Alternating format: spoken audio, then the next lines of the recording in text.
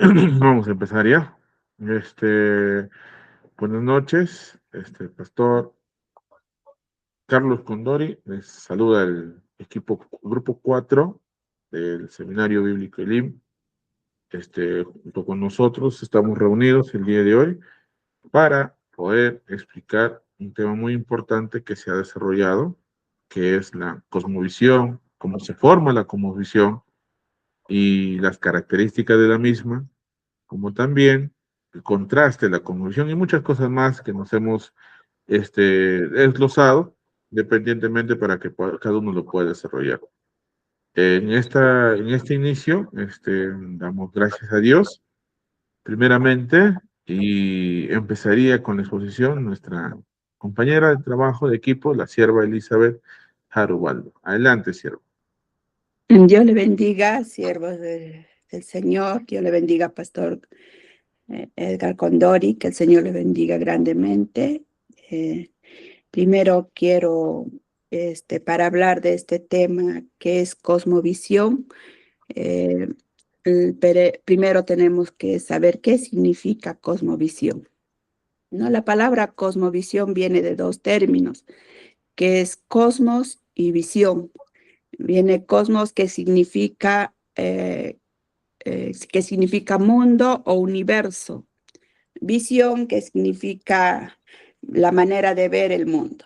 Por lo tanto, cosmovisión es la manera en que una persona o un grupo de personas entiende o explica el mundo. Es decir, que la cosmovisión es el conjunto de ideas también, ¿no? Conjunto de ideas. La cosmovisión también puede ser las creencias, pensamientos que tenemos sobre la vida, el mundo, las personas y el universo.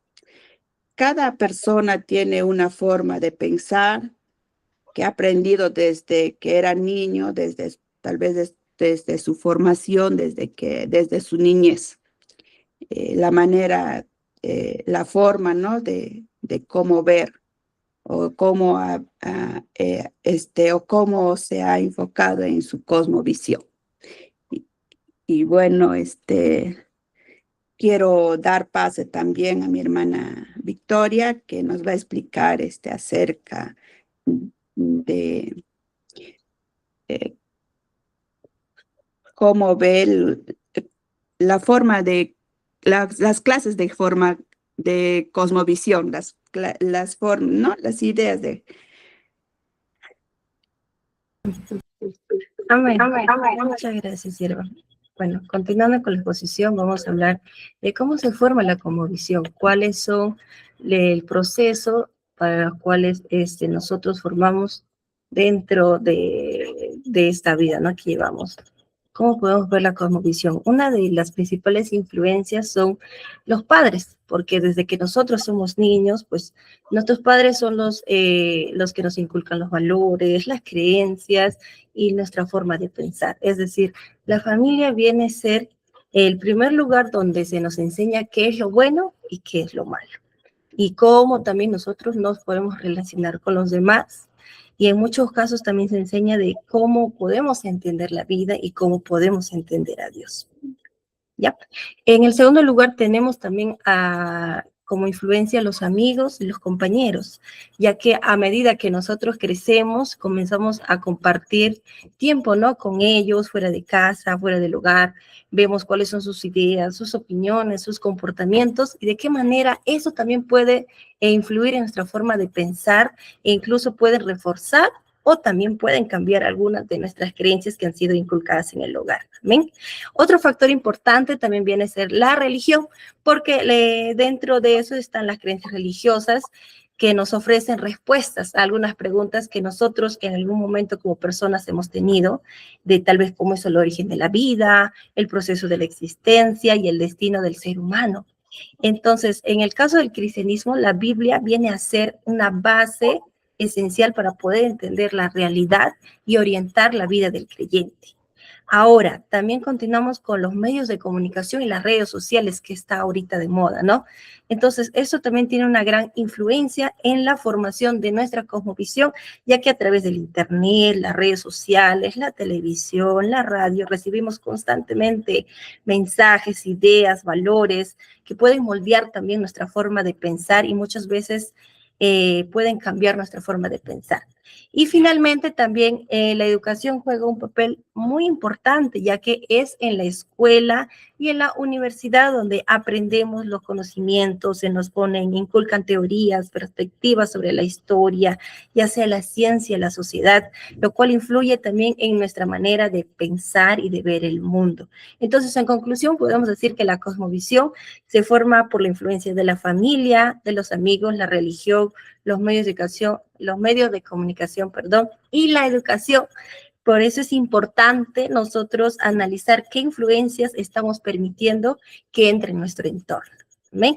Con esto quiero dar pase al siguiente compañero que me precede. Dios le bendiga. Bueno, siguiendo con la exposición, ahora vamos a hablar de lo que son las características de una cosmovisión. Primer punto, tenemos lo que es la cosmovisión se absorbe antes que la persona tenga la capacidad de analizarla y evaluarla. ¿Qué quiere decir esto? Que normalmente la aprendemos desde que somos pequeños. O sea, muchas veces la absorbemos de nuestra familia, la cultura o la sociedad antes de tener la capacidad de analizar si esto es correcto o no. El segundo es, aunque todos poseen algún tipo de cosmovisión, no todos son conscientes de poseer una ni capaces de identificarla o explicarla. Esto quiere decir que no todos se dan cuenta de lo que tienen, por eso muchas veces les cuesta identificar o explicar en lo que creen o en lo que ellos piensan, ¿no? Con la siguiente diapositiva, el punto número 3, ya. La cosmovisión se forma a lo largo de toda una vida. ¿Qué quiere decir esto? Que la cosmovisión no se forma de un día para otro. Se va desarrollando poco a poco a lo largo de toda una vida, a través de otras experiencias, a través del aprendizaje y de las relaciones entre otras personas. Punto número 4. Raramente dos personas tendrán cosmovisiones similares. ¿Qué quiere decir esto? Que es muy raro que dos personas tengan exactamente la misma cosmovisión, porque cada individuo vive distintas experiencias que influyen en su forma de pensar y entender el mundo. Punto número 5. Las cosmovisiones suelen estar en la gran mayoría de casos estrechados con las emociones de las personas. Quiere decir que la cosmovisión también está muy conectado con nuestras emociones y sentimientos. Por eso muchas veces influyen en la manera de que nosotros reaccionamos o pensamos o también en nuestra toma de decisiones. Siguiente diapositiva, en el número 6, ya. La cosmovisión es un compromiso espiritual. Además, una cosmovisión implica un compromiso espiritual porque refleja lo que una persona cree acerca de Dios, ¿no? De la vida y el propósito de nuestra existencia. El punto número 7, toda cosmovisión es un número 7, toda cosmovisión afecta directamente la vida y existencia de las personas. Esto quiere decir que toda cosmovisión tiene un impacto directo en la vida de una persona, y ya que influye en sus decisiones, como decimos, ¿no? En sus valores o en la forma en que vive día a día. Y por último, el punto número 8, toda cosmovisión es un metarrelato, o sea, se trata de un relato dedicado a construir otro relato. ¿Qué quiere decir? Que finalmente una cosmovisión puede entenderse como un metarrelato, es decir, una especie de una gran historia o explicación que las personas usan para darle sentido a la realidad y entender lo que sucede en el mundo, ¿no? Ellos buscan la forma de cómo entender o una explicación. Muchas gracias. Doy pase a mi siguiente compañero que va a seguir con la exposición. Amén, Dios le bendiga. Continuando con la exposición, vamos a ver el contraste de tres cosmovisiones, en este caso el teísmo, panteísmo y naturalismo. En el caso del teísmo, con respecto a Dios, en el teísmo se cree que Dios es un Dios personal, creador y sustentador, que tiene personalidad, o sea, el creador de todas las cosas, el Dios eterno. En el panteísmo se cree que todas las cosas son Dios, la naturaleza, el hombre, las plantas, los animales y el cosmos. Todo se atribuye que es Dios. En el naturalismo se niega la existencia de Dios. Para el naturalista no existe Dios para nada. En el siguiente aspecto vemos la creación. Con respecto al teísmo, se cree que el universo fue creado por Dios. Todas las cosas Dios lo creó de la nada. Entonces, Dios es el ser supremo, creador de todo lo que existe en el universo. En el panteísta cree que el universo es sagrado y divino. Todo lo que existe es divino. Las plantas, los animales, todo es divino. Se le atribuye divinidad a todas las cosas. En el naturalismo, dice, la materia eterna es un producto de procesos.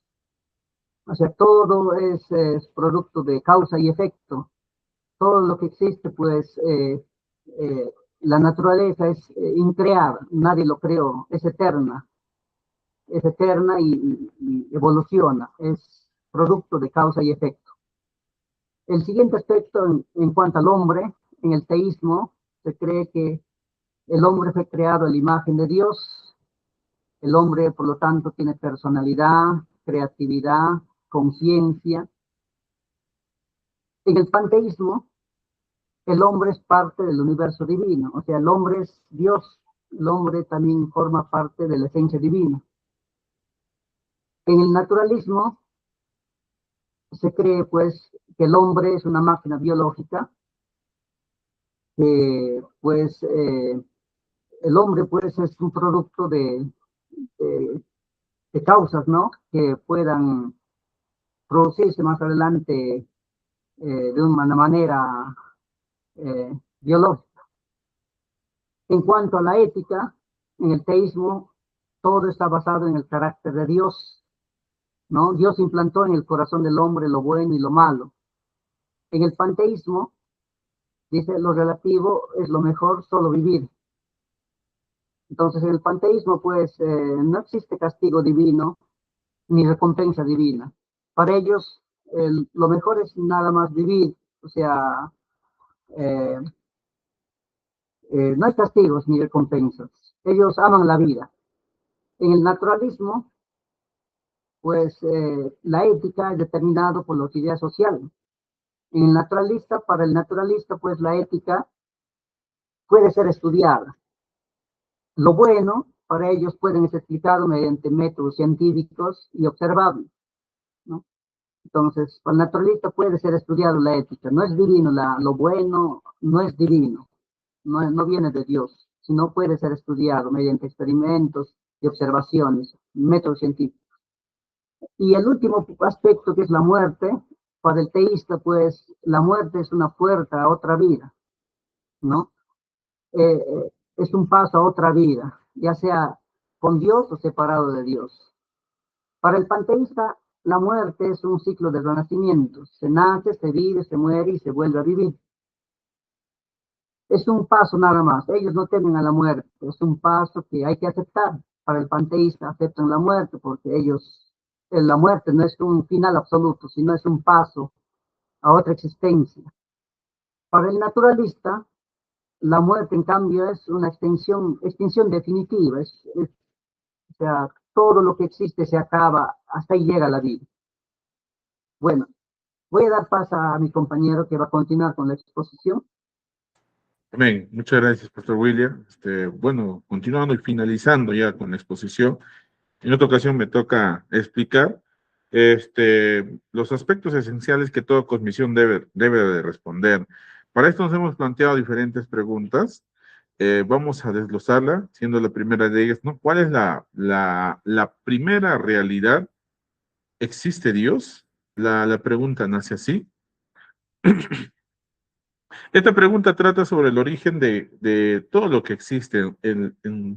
¿No? En la cosmovisión cristiana se afirma que Dios es la realidad suprema y el creador de todo el universo. La segunda pregunta es, ¿cuál es la naturaleza de este mundo? Aquí se busca entender cómo es el mundo en el que vivimos desde la perspectiva cristiana. El mundo fue creado por Dios, pero también ha sido afectado por el pecado. La tercera pregunta es, ¿qué es el ser humano? Esta pregunta busca definir la identidad del hombre. La cosmovisión cristiana enseña que el ser humano fue creado a imagen y semejanza de Dios, con dignidad, propósito y responsabilidad. La cuarta pregunta es, ¿qué pasa al hombre cuando muere? Esta cuestión aborda el destino final del ser humano. La cosmovisión cristiana enseña que después de la muerte existe una vida eterna y que cada persona dará cuenta a Dios. Continúo con la siguiente diapositiva y la última. A ver, por favor, me disculpo. La quinta pregunta es, ¿por qué es posible tener conocimiento? Esta pregunta se relaciona con cómo conocemos la verdad. En la cosmovisión cristiana el conocimiento es posible porque Dios ha revelado al ser humano y le ha dado la capacidad de comprender. La sexta pregunta es, ¿no? ¿Cómo sabemos lo que está bien y lo que está mal? Esto tiene que ver con la moral, ¿no? Y para el cristianismo, el bien y el mal se determinan a partir de los principios establecidos por Dios en su palabra. Finalmente, la última pregunta es, ¿no? ¿Cuál es el sentido de la historia humana? Desde la cosmovisión cristiana, la historia no es un proceso sin rumbo, sino que está bajo el control de Dios y se dirige hacia el cumplimiento de su propósito. En conclusión, estas preguntas ayudan a comprender cómo cada cosmovisión interpreta la realidad, el ser humano, la moral y el destino final de la humanidad. Eso sería todo. Muy agradecido y atento por habernos escuchado. Dios les bendiga a todos.